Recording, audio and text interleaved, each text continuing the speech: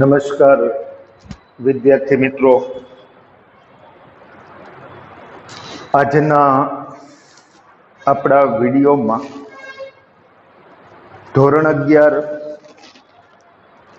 ST વિભાગમાં પ્રકરણ number 4 નિયમન પત્ર, જેને અંગ્રેજીમાં આર્ટિકલ્સ ઓફ એસોસિએશન પણ કહેવામાં આવે છે. ઘણા લોકો ટૂંકમાં તેને આર્ટિકલ્સ પણ કહે છે. આ પ્રકરણમાં આજે આપણે ચોથા પ્રશ્નની ચર્ચા કરશું. આપણો પ્રશ્ન છે કે કંપની ધારા 2013ના પરિશિષ્ટ એકમાં આપેલ વિવિધ ટેબલનો પરિચય આપો.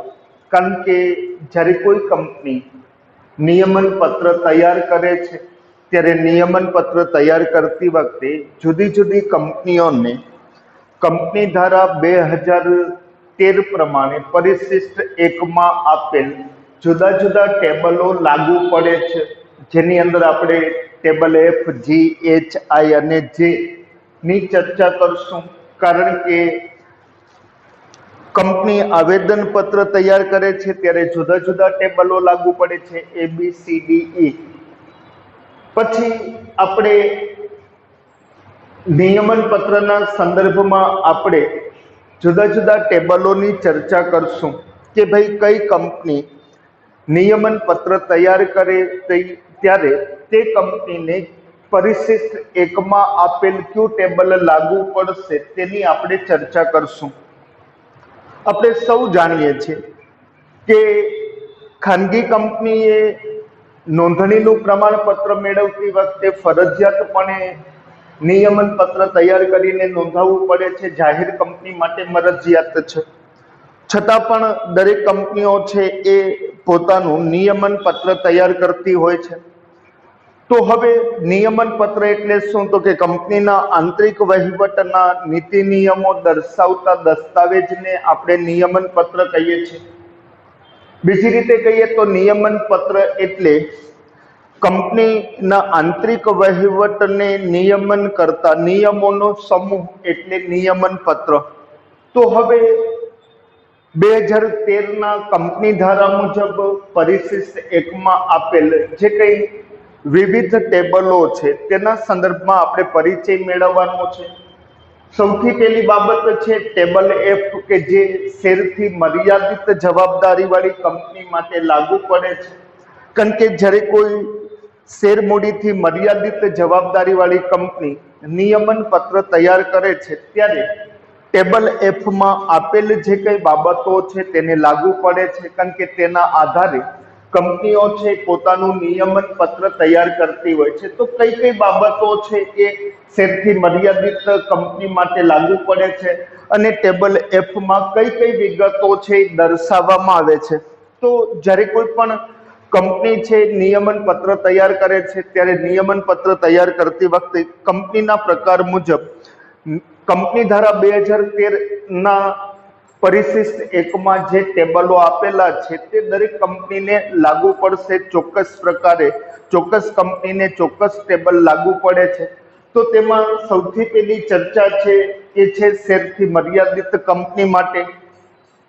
તો તેની અંદર કઈ કઈ વિગતો હોય છે તેની બધાની આપણે ચર્ચા કરીએ. તો આંતરિક જે કઈ વહીવટના નિયમન માટે જે કઈ નિયમોનો જે સમૂહ હોય છે તેની ચર્ચા કરવાની છે. તો સૌથી પહેલા છે કંપની ધારામાં જે કંઈ આપેલ પદો છે કે શબ્દો છે તેનું અર્થઘટન. કારણ કે જુદા જુદા જે કંઈ પદ દર્શાવેલા છે અથવા તો જે કંઈ શબ્દો આપેલા છે તે શબ્દોનું અર્થઘટન છે એ સ્પષ્ટ કરવામાં આવે છે, તે દર્શાવવામાં આવે છે.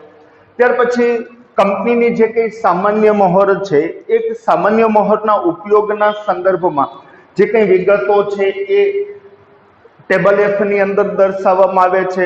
કારણ કે જે કંપની અસ્તિત્વમાં આવે છે તેને એક સામાન્ય મહોર આપવામાં આવે છે. અગાઉ ચર્ચા કરી ગયા કંપનીના લક્ષણોમાં કે મહોર એ કંપનીના અસ્તિત્વની જાણ છે એ કંપનીની સામાન્ય મહોરથી થાય છે. કારણ કે કંપની કાયદેસરની વ્યક્તિ તો છે પરંતુ તેનું કોઈ ભૌતિક અસ્તિત્વ નથી. તેથી કંપની જે કંઈ પોતાના નામે વ્યવહારો કરે છે, જે કંઈ મિલકતો ખરીદે છે તો તેની અંદર સામાન્ય રીતે કંપનીની સંમતિ કે અસંમતિ જ્યારે દર્શાવવાની થાય ત્યારે કંપનીને મહોરનો ઉપયોગ કરાય છે. તો કંપનીની મહોરના ઉપયોગ સંબંધિત જે કંઈ નિયમો છે તેમાં દર્શાવવામાં આવે છે. ત્યાર પછી શેરમૂડી અંગેની જોગવાઈઓ, કારણ કે કંપની શેર બહાર પાડી અને નાણાં મેળવતી હોય તો શેરમૂડીના સંદર્ભમાં જે કંઈ નિયમો છે એ નિયમો આ ટેબલ F ની અંદર દર્શાવવામાં આવેલ હોય છે. ત્યાર પછી શેર લિયન અંગેના નિયમો. હવે આ બધા શબ્દો કે જે આપણે ચર્ચા અત્યારે કરશું, વિસ્તૃત ચર્ચા 12મામાં થશે. શેર લિયન એટલે શું?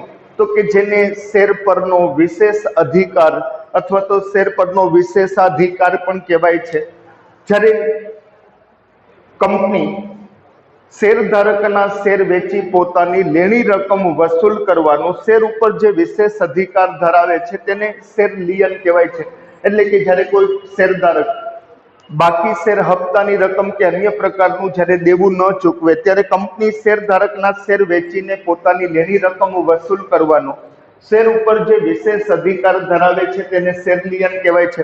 તો કંપની જે શેર લિયનના અધિકારનો ઉપયોગ કરે તો તેના જે કંઈ નિયમો હોય છે તે ટેબલ F માં દર્શાવેલ હોય છે. પછી શેર હપ્તા અંગેના નિયમો છે એ ટેબલ F માં હોય છે, કારણ કે કંપની ઈચ્છે તો શેરની પૂરેપૂરી રકમ એક સાથે વસૂલ કરી શકે છે.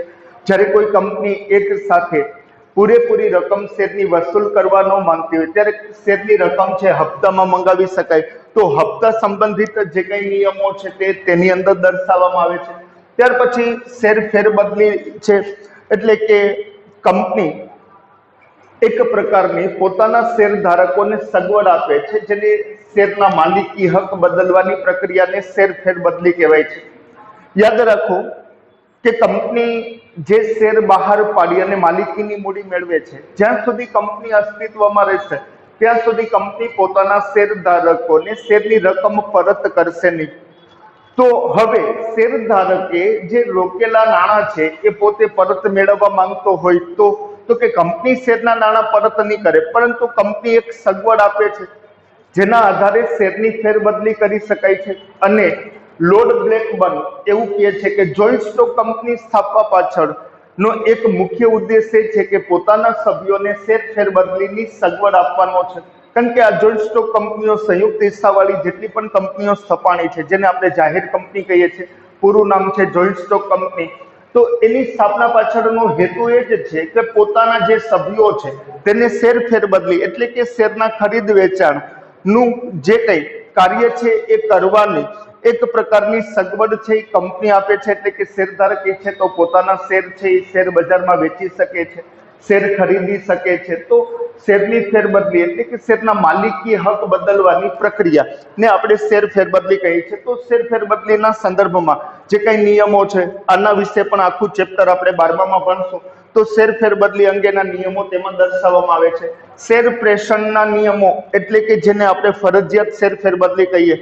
જ્યારે કોઈ શેરધારક, કારણ કે શેર ફેરબદલી બે રીતે થાય, સ્વૈચ્છિક રીતે અને ફરજિયાત રીતે. જ્યારે શેરધારકની ઈચ્છાથી ફેરબદલી થતી હોય તો તેને સ્વૈચ્છિક ફેરબદલી કહેવાય, પરંતુ જ્યારે કોઈ શેરધારક મૃત્યુ પામે અથવા તો અદાલત કોઈને નાદાર કે અસ્થિર મગજનો જાહેર કરે ત્યારે ફરજિયાત શેરની ફેરબદલી કરવી પડે છે. તો જ્યારે કોઈ શેરધારક મૃત્યુ પામે અને તેવા સંજોગોમાં તેના જે વારસદારો છે તેના નામે શેરની ફેરબદલી કરવાનો પ્રશ્ન ઊભો થાય તો તેના સંદર્ભમાં જે કંઈ નિયમો છે ટેબલ F માં આપેલા હોય છે. ત્યાર પછી શેર જપ્તી અંગેના નિયમો. હવે શેર જપ્તી શું છે? તો કે જ્યારે કંપની શેર પર કાયદેસર રીતે હપ્તાની રકમ મંગાવે અને કોઈ શેરધારક સમયસર કાયદેસર રીતે કંપનીએ મંગાવેલ હપ્તાની રકમ કંપનીને ન ચૂકવે અથવા તો હપ્તાની રકમ ભરપાઈ ન કરે તો તેવા સંજોગોમાં કંપની બાકી હપ્તાની રકમ વસૂલ કરવાના અંતિમ ઉપાય તરીકે એક પગલું ભરે છે જેને શેર જપ્તી કહેવાય છે. શેર જપ્ત કરવા એટલે શેરધારકે આજ દિવસ સુધી શેર ઉપર ભરેલી જે કંઈ રકમ છે એ કંપની જપ્ત કરશે. તો આ પગલાને શેર જપ્તી તરીકે ઓળખવામાં આવે છે. જ્યારે કોઈ શેરધારક હપ્તો નથી ભરતો ત્યારે કંપની છે એ હપ્તાની રકમ વસૂલ કરવાના એક અંતિમ ઉપાય તરીકે શેર જપ્તી જેવું પગલું ભરે છે. તો શેર જપ્તીના સંદર્ભમાં જે કંઈ નીતિ નિયમો છે એ બધા ટેબલ F ની અંદર દર્શાવેલ હોય છે। ત્યાર પછી શેર મૂડીમાં ફેરફાર કરવો હોય કે એટલે કે જે કંઈ શેર મૂડીનું પ્રમાણ કંપનીએ નક્કી કરેલું છે તેમાં ફેરફાર એટલે કે વધારો કે ઘટાડો કરવો હોય તો તેના સંદર્ભમાં જે કંઈ નીતિ નિયમો છે તે દર્શાવવામાં આવે। ત્યાર પછી નફાનું મૂડી રોકાણ કરવું હોય એટલે કે કંપનીને જે કંઈ નફો થાય છે એ નફાને ફરી પાછો ધંધામાં રોકવો હોય અથવા તો અન્ય જગ્યાએ તેનું રોકાણ કરવું હોય તો તેના સંદર્ભમાં જે કંઈ નિયમો છે તે નિયમો ટેબલ F માં દર્શાવેલ હોય છે। ત્યાર પછી સામાન્ય સભાના નિયમો। કંપનીએ જુદી જુદી અનેક સભાઓ બોલાવવાની હોય છે, તેમાંથી એક છે સામાન્ય સભા। સામાન્ય સભા એટલે કંપની પોતાના નાણાકીય કે હિસાબી વર્ષના અંતે પોતાના શેરધારકોની જે સભા બોલાવે છે તેને સામાન્ય સભા અથવા તો વાર્ષિક સામાન્ય સભા પણ કહેવામાં આવે છે। તો હવે વાર્ષિક સામાન્ય સભા જે બોલાવવાના સંદર્ભમાં જે કંઈ નિયમો છે એ ટેબલ F માં દર્શાવવામાં આવે છે। ત્યાર પછી સામાન્ય સભાના સંચાલનના નિયમો કે ભાઈ સામાન્ય સભાનું સંચાલન કેવી રીતે કરવું એટલે કે આ સભા ચલાવવા સંબંધિત જે કંઈ નીતિ નિયમો હોય છે તે નીતિ નિયમો છે એ ટેબલ F ની અંદર દર્શાવવામાં આવે છે। ત્યાર પછી સભા કોઈ કારણોસર ચાલી શકે તેમ ન હોય, કારણ કે સભાની અંદર જે કંઈ ગેરવ્યવસ્થા સર્જાય છે એટલે કે સભાનું કામકાજ શાંતિપૂર્વક કરી શકાય તેવી પરિસ્થિતિઓ જ્યારે સભાની અંદર ન રહે ત્યારે સભાનો જે સંચાલક હોય છે જેને સભાપતિ કહેવાય છે તે સભાને સ્થગિત કરી દે છે, એટલે કે અમુક સમય માટે સભાનું કામકાજ છે એ રોકી દેવામાં આવે છે। તો સભા સ્થગિત કરવાના સંદર્ભમાં જે કંઈ નિયમો છે ટેબલ F માં આપેલા હોય કે કયા કયા સંજોગોમાં સભા છે સ્થગિત કરી શકાય। પછી સભ્યોને એક અધિક નમસ્કાર વિદ્યાર્થી મિત્રો, આજના આપણા વિડીયોમાં આપણે પ્રશ્ન નંબર 4માં કંપની ધારા 2013ના પરિશિષ્ટ 1માં આપેલ વિવિધ ટેબલોના પરિચયના સંદર્ભમાં ચર્ચા કરીએ છીએ। અગાઉ આપણે 2 ટેબલોની ચર્ચા કરી, હવે ટેબલ HI અને જેની ચર્ચા કરશું તેની અંદર ટેબલ H કોને લાગુ પડે તો કે જે કંપની શેર મૂડી ન ધરાવતી હોય અને બાંહેધરીથી મર્યાદિત જવાબદારીવાળી કંપની હોય તેને ટેબલ H લાગુ પડે છે। ફરી વખત કહું છું, બાંહેધરીથી મર્યાદિત જવાબદારીવાળી કંપની કે જે શેર મૂડી નથી ધરાવતી તે કંપનીને ટેબલ H લાગુ પડે છે। તો આ ટેબલની અંદર કઈ કઈ બાબતોનો સમાવેશ થાય છે તેની ચર્ચા કરશું। સૌથી પહેલા બાંહેધરીથી મર્યાદિત જવાબદારીવાળી કંપની કે જે શેર મૂડી ન ધરાવતી હોય તો જે કંપનીના સભ્યોની જવાબદારી કંપનીને સમેટી લેવાના જે કંપનીના સભ્યોની જવાબદારી કંપનીને સમેટી લેવાના સંજોગો ઊભા થાય ત્યારે આવેદન પત્રમાં કંપનીની મિલકતોમાં ફાળો આપવાનું સભ્યોએ કબૂલ્યું હોય તેના પૂરતી જ તેની જવાબદારી હોય તેવી કંપનીને બાંહેધરીથી મર્યાદિત જવાબદારીવાળી કંપની કહેવાય છે। કારણ કે કંપનીના સભ્યોએ જેટલી રકમની પોતાએ જવાબદારી લીધી છે તે જવાબદારી ક્યારે ઊભી થશે તો કે જ્યારે કંપની સમેટી લેવાના એટલે કે કંપનીનું વિસર્જનના સંજોગો ઊભા થાય ત્યારે કંપનીના આવેદન પત્રમાં કંપનીના સભ્યોએ જે કંઈ ફાળો આપવાનો એટલે કે જવાબદારીમાં સ્વીકાર્યું હોય કે પોતાની જવાબદારી કેટલી રહેશે તેના પૂરતી પોતાએ જે ફાળો આપવાનું કબૂલ્યો હોય તેના પૂરતી તેની જવાબદારી ઊભી થાય તેને બાંહેધરીથી મર્યાદિત જવાબદારીવાળી કંપની તરીકે ઓળખવામાં આવે છે। હવે આ કંપનીની સભ્ય સંખ્યા કેટલી તો કે આ કંપનીની સભ્ય સંખ્યા 100 જેટલી, કારણ કે જ્યારે કંપનીનું રજિસ્ટ્રેશન અથવા તો નોંધણી કરાવવામાં આવે ત્યારે આ કંપનીની અંદર ઓછામાં ઓછા 100 સભ્યોની સંખ્યા હોવી જરૂરી છે। આ ઉપરાંત સંચાલક મંડળ જરૂરિયાત મુજબ આ સભ્યોની સંખ્યામાં વધારો સમયાંતરે કરી શકે છે। ત્યાર પછી સામાન્ય સભા સિવાયની બધી સભાઓ ને ખાસ સભાઓ ગણવામાં આવશે, કારણ કે શેરધારક એટલે કે જે કંપનીના સભ્યો છે સભ્યોની કંપનીના નાણાકીય કે હિસાબી વર્ષના અંતે જે સભા બોલાવાય છે તેને શેરધારકોની સામાન્ય સભા તરીકે ઓળખવામાં આવે છે. શેરધારક સભ્યોની જે કંઈ સામાન્ય સભા છે એ સામાન્ય સભા સિવાયની કંપનીમાં બાકીની જેટલી પણ સભાઓ બોલાવવામાં આવશે તે બધી ખાસ સભા તરીકે તેની નોંધ કરવામાં આવશે. ત્યાર પછી સામાન્ય સભાના સંચાલનના જે કંઈ નીતિ નિયમો છે કે આ સભા ક્યારે બોલાવવી, ત્યાર પછી સભામાં ઓછામાં ઓછા કેટલા સભ્યો હાજર હોવા જોઈએ તે સંબંધિત જે કંઈ નીતિ નિયમો છે તે બધા ટેબલ H ની અંદર દર્શાવેલા હોય છે. ત્યાર પછી આ જે સભા બોલાવવામાં આવી છે કોઈ કારણોસર સભાનું કામકાજ આગળ વધારી શકાય તેમ ન હોય, એટલે કે સભાની કામગીરી છે શાંતિપૂર્વક કરી શકાય તેવા સંજોગો ન હોય તો તેવા સંજોગોમાં જે કંઈ સભા સ્થગિત કરવાના અથવા તો સભા રોકવાના સંદર્ભમાં જે કંઈ નીતિ નિયમો છે તે નીતિ નિયમો ટેબલ H ની અંદર દર્શાવવામાં આવે છે. ત્યાર પછી મતાધિકાર, જે કંપનીના સભ્યો છે તેને જે કંઈ અધિકાર મત આપવાનો પ્રાપ્ત થાય છે જેને આપણે મતાધિકાર કહીએ છીએ, તો મતાધિકાર વિશેના જે કંઈ નિયમો છે ટેબલ H માં દર્શાવવામાં આવે છે. ત્યાર પછી સંચાલક મંડળ અને તેની સભાના નિયમો, કારણ કે કંપનીનું સંચાલન કરવા માટે જે સંચાલક મંડળની રચના થાય છે તો સંચાલક મંડળના સંદર્ભમાં જે કંઈ નીતિ નિયમો છે તે ટેબલ H માં દર્શાવવામાં આવે છે. આ ઉપરાંત જે કંઈ સંચાલક મંડળની સભાઓ બોલાવવામાં આવે છે તો સભા બોલાવવા સંબંધિત જે કંઈ નીતિ નિયમો છે એ ટેબલ H ની અંદર દર્શાવવામાં આવે છે. ત્યાર પછી કંપનીના જે મુખ્ય વહીવટી અધિકારી છે, મેનેજર છે, સેક્રેટરી છે, તેની નિમણૂક કરવી, તેની બરખાસ્ત એટલે કે તેને હોદ્દા ઉપરથી દૂર કરવા સંબંધિત જે કંઈ નીતિ નિયમો છે એ ટેબલ H ની અંદર દર્શાવવામાં આવે છે. ત્યાર પછી કંપનીની જે સામાન્ય મહોર છે એ સામાન્ય મહોરના ઉપયોગના સંદર્ભમાં, તેની જાળવણીના સંદર્ભમાં જે કંઈ નીતિ નિયમો છે એ બધા નીતિ નિયમો ટેબલ H ની અંદર દર્શાવવામાં આવે છે. તો જે શેર મૂડી નથી ધરાવતી તેવી બાંહેધરીથી મર્યાદિત જવાબદારીવાળી કંપની ને ટેબલ H લાગુ પડે છે. ટેબલ H માં આ બધી વિગતો દર્શાવવામાં આવે છે. ત્યાર પછી ચોથા મુદ્દાની ચર્ચા કરીએ, ટેબલ I, જે અમર્યાદિત જવાબદારીવાળી કંપની છે કે જેમાં શેર મૂડી હોય છે. અમર્યાદિત જવાબદારીવાળી કંપનીમાં બે પ્રકારની કંપની હોય છે, શેર મૂડીવાળી અને શેર મૂડી વગરની. તો જે શેર મૂડીવાળી કંપની છે તેને ટેબલ I લાગુ પડે છે.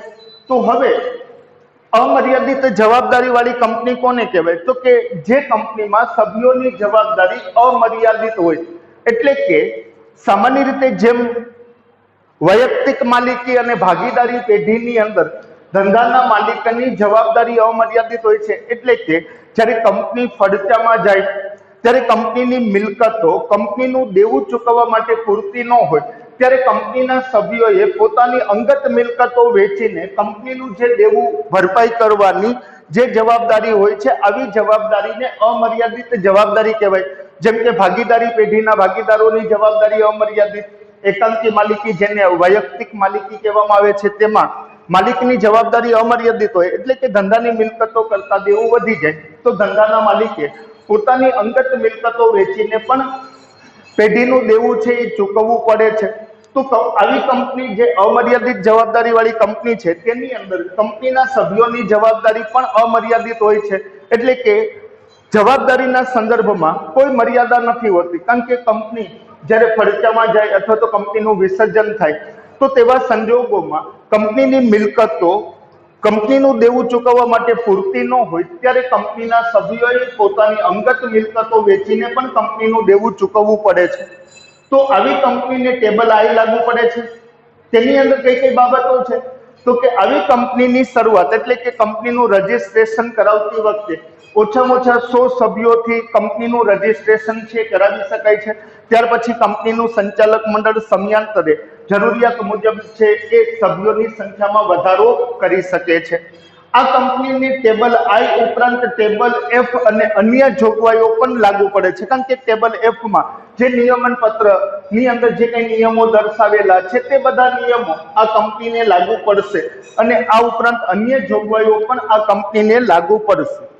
ત્યાર પછી ટેબલ J, જે અમર્યાદિત જવાબદારી વાળી કંપની કે જેમાં શેર મૂડી નથી તેવી કંપનીના સંદર્ભમાં ચર્ચા કરીએ. હમણાં જ ચર્ચા કરી કે જે કંપનીમાં સભ્યોની જવાબદારી અમર્યાદિત હોય, અમર્યાદિત જવાબદારી એટલે કંપનીની મિલકતો કરતા દેવું વધી જાય, તો કંપનીના સભ્યોએ પોતાની અંગત મિલકતો વેચીને પણ કંપનીનું દેવું ભરપાઈ કરવાની જવાબદારી એટલે અમર્યાદિત જવાબદારી.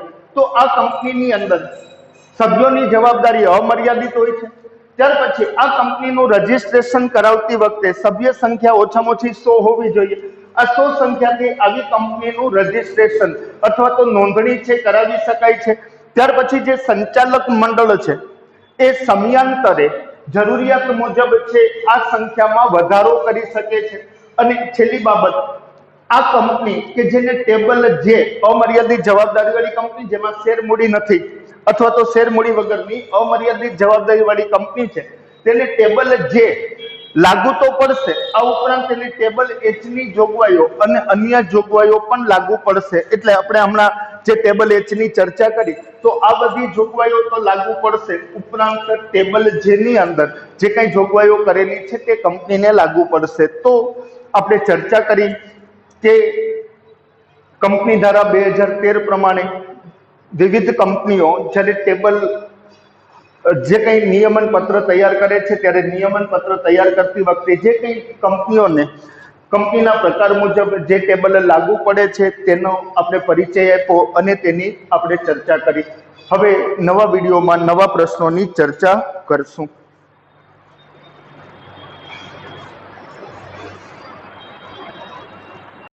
તો એ મતાધિકારના સંદર્ભમાં જે કંઈ નીતિ નિયમો છે તે ટેબલ એકમાં દર્શાવવામાં આવે.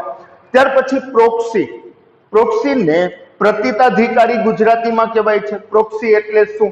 તો કે જ્યારે કોઈ સભ્ય સભામાં હાજર રહી શકે તેમ ન હોય, એટલે કે જે સભ્ય મતાધિકાર ધરાવે છે, મતાધિકાર ધરાવતો સભ્ય જ્યારે સભામાં હાજર રહી શકે તેમ ન હોય ત્યારે પોતાના વતી જે પોતાનો પ્રતિનિધિ છે એ સભામાં મોકલે છે, જેને પ્રોક્સી કહેવાય છે. એટલે કે મતાધિકાર ધરાવતા સભ્ય વતી સભામાં હાજર રહેવાનો અધિકાર એટલે જેને પ્રોક્સી કહેવાય છે. તો પ્રોક્સી છે એ સભામાં હાજર રહેતો હોય છે અને પોતાના સભ્ય વતી સભામાં હાજરી આપી જે કંઈ સભાની કામગીરી થાય છે તેને પોતે સાંભળે છે. અને જ્યારે પોલ દ્વારા મતદાન મેળવવામાં આવે ત્યારે પ્રોક્સીને મત આપવાનો પણ અધિકાર મળે છે. એટલે પોતાના જે મૂળ સભ્ય છે તેના વતી પોતે સભામાં હાજર રહી શકે છે, સભામાં ભાગ લઈ શકે છે અને મતાધિકારનો ઉપયોગ કરી શકે છે. તો પ્રોક્સીના સંદર્ભમાં જે કંઈ નિયમો છે તે નિયમો ટેબલ એકમાં દર્શાવવામાં આવે છે.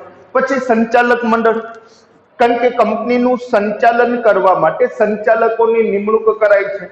આ સંચાલકો ભેગા મળી એક મંડળ રચે છે જેને સંચાલક મંડળ, અંગ્રેજીમાં બોર્ડ ઓફ ડિરેક્ટર્સ કહેવામાં આવે છે. તો આ જે સંચાલક મંડળ છે તેના નિયમો જે ટેબલ એકમાં દર્શાવવામાં આવે છે. ત્યાર પછી સંચાલકોની જે સંખ્યા છે, કારણ કે દરેક કંપની માટે ભારતીય કંપની ધારાની અંદર કેટલા સંચાલકો હોવા જોઈએ તેના સંદર્ભમાં નિયમો છે. ઓછામાં ઓછા સંચાલકો, ખાનગી કંપની હોય તો 2, જાહેર કંપની હોય તો 3 સંચાલકો, વધુમાં વધુ માટે ભારતીય કંપની ધારામાં વિશેષ કોઈ જોગવાઈ નથી કરી. તો કંપની છે એ પોતાના નિયમન પત્રમાં આ જોગવાઈ કરી શકે છે કે સંચાલકોની વધુમાં વધુ સંખ્યા કેટલી રાખવી. પછી સંચાલકો જે કંઈ કામગીરી કરે છે તેના બદલામાં તેને જે કંઈ મહેનતાણું ચૂકવવામાં આવે છે તો તેની વિગતો ટેબલ એકમાં દર્શાવેલ હોય છે. ત્યાર પછી સંચાલક મંડળની સભા, સંચાલનની જે કંઈ વિધિ છે, એટલે કે સંચાલક મંડળની જ્યારે સભા બોલાવાય અને આ સભાનું જે સંચાલન કરવાની વિધિ છે તેના નિયમો છે એ સામાન્ય રીતે ટેબલ એફ ની અંદર દર્શાવેલ હોય છે. ત્યાર પછી ડિવિડન્ડ અંગેના નિયમો, કંપનીને નફો થાય છે, વર્ષના અંતે કંપનીનું નાણાકીય કે હિસાબી વર્ષ પૂરું થાય એટલે કંપની પોતાના વાર્ષિક હિસાબો તૈયાર કરે છે અને તેના આધારે નફા નુકસાનની ગણતરી કરે છે. જો કંપનીને નફો થાય તો નફામાંથી પોતાના શેર ધારકોને જે કંઈ શેરની વસૂલાવેલ રકમના પ્રમાણમાં જે પ્રમાણસર રીતે જે વળતર ચૂકવાય છે તેને ડિવિડન્ડ કહેવામાં આવે છે. તો ડિવિડન્ડ અંગેના જે કંઈ નિયમો છે એ ટેબલ એફમાં દર્શાવેલા હોય છે.